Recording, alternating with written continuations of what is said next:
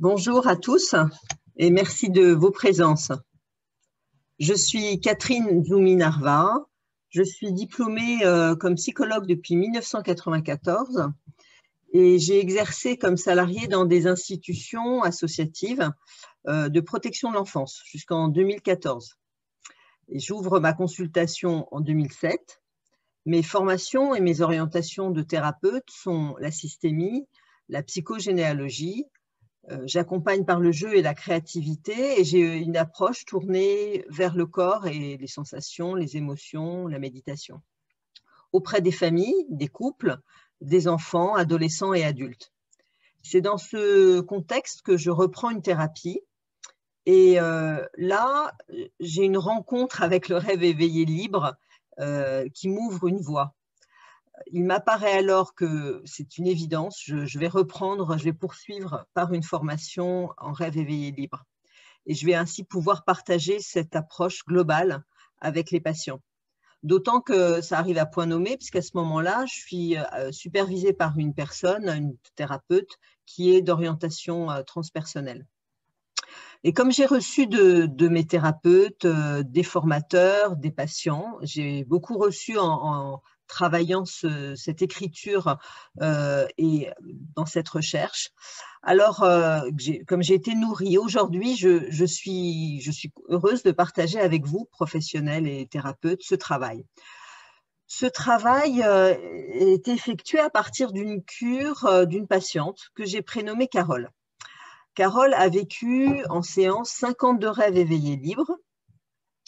Et pour ma recherche, j'ai choisi de porter mon attention sur le thème du processus d'individuation.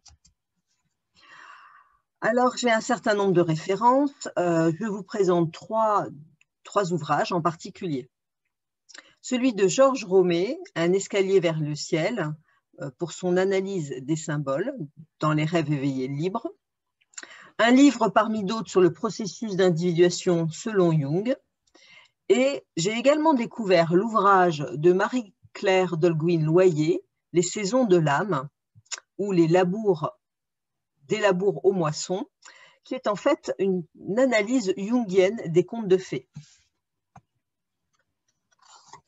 Je partage dans ce mémoire comment cette patiente, Carole, se déploie durant sa cure dans un processus d'individuation à travers ses rêves et ses symboles, qui ont fait écho aux trois références que je viens de nommer. Carole est une femme d'âge mûr. Quand elle commence sa thérapie, elle veut sortir d'un isolement affectif et sortir de mécanismes de peur et d'évitement. Voici les hypothèses que j'ai suivies dans cette recherche. Comment les symboles apparaissant dans les rêves permettent aux patients de s'engager sur un chemin d'individuation. Comment les étapes de la transformation permettent aux rêveurs d'accéder et de révéler leur être spirituel. Alors, pour saisir comment le rêve éveillé libre est une porte vers notre monde spirituel, et pour Carole en particulier, je cherche les symboles d'éveil selon Georges Romé. Alors, certains symboles et la dynamique de l'imaginaire aident à la transition et ils facilitent les passages pour Carole vers des étapes qui ont été nécessaires, mais parfois ont été douloureuses pour elle.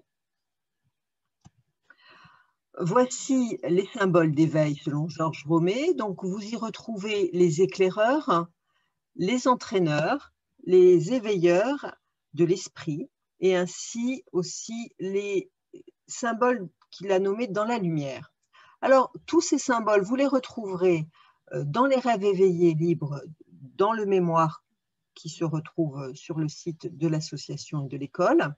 Je vais simplement vous faire part de deux exemples. Le premier exemple est extrait concernant la tortue et extrait du rêve éveillé libre numéro 35. On le retrouve page 43. C'est une tortue assez grosse.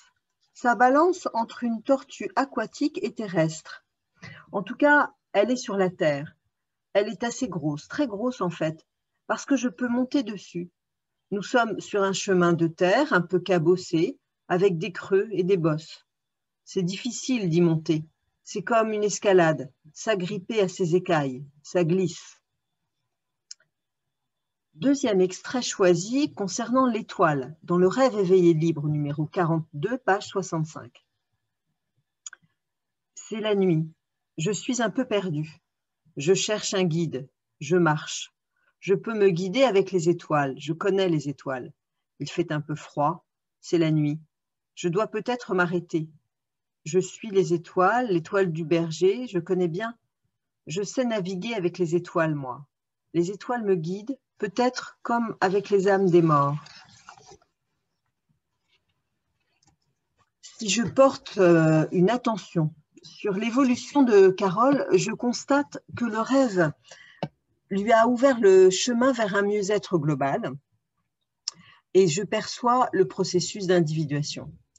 Alors, j'ai envie d'explorer les concepts de Jung pour parler de ces changements. Voilà un ouvrage qui m'a aidé à explorer ces concepts. Bien sûr, en plus des apports de la formation dans l'école de rêve éveillé libre. Nous arrivons maintenant aux 4 temps majeurs de ce processus d'individuation. Alors, vous retrouvez le fait, dans un premier temps, d'accepter la persona et de s'autoriser à aller vers elle pour faire notre chemin d'exploration vers notre complexité intérieure. Dans un deuxième temps, nous rencontrons notre ombre, la partie de notre être que l'on cache à nous-mêmes. Le troisième est une rencontre de l'animus et de l'anima et le fait de relier les contraires. Ainsi, le quatrième temps de ce voyage intérieur nous mène à notre noyau, vers notre centre authentique, notre soi. Alors, le champ des symboles relatifs à ce processus d'individuation est extrêmement vaste. Pour faire cette recherche, je me suis appuyée sur les symboles choisis par cet auteur dans son illustration des saisons en lien avec les contes. En fait, les contes, je les utilisais déjà avant la rencontre avec les rêves éveillés libres, avec mes patients. Et ça, c'est un premier point qui m'a attiré vers cet ouvrage. Et le deuxième est que vous noterez dans le titre lui-même, Les saisons de l'âme, qu'il évoque l'idée d'une maturation spirituelle. Et cette idée fut centrale, selon moi, dans la cure de Carole. Donc, j'ai trouvé dans ce cadre proposé des éléments qui m'ont intéressée, d'autant qu'il reprend une métaphore qui est pour moi tout à fait inspirante, celle de la spirale. La spirale, en fait, nous rappelle qu'il n'y a pas forcément de chronologie, ni dans les rêves des patients, on le voit, moi je l'ai perçu dans la mienne de cure, que rien n'est linéaire, que tout se fait en y revenant, que rien n'est pas à pas. D'autant que c'est assez intéressant, selon moi, de proposer cette image à nos patients pour les aider à cheminer. Alors, pour autant, il y a certains rêves qui rassemblent des symboles comme une sorte de résumé du parcours.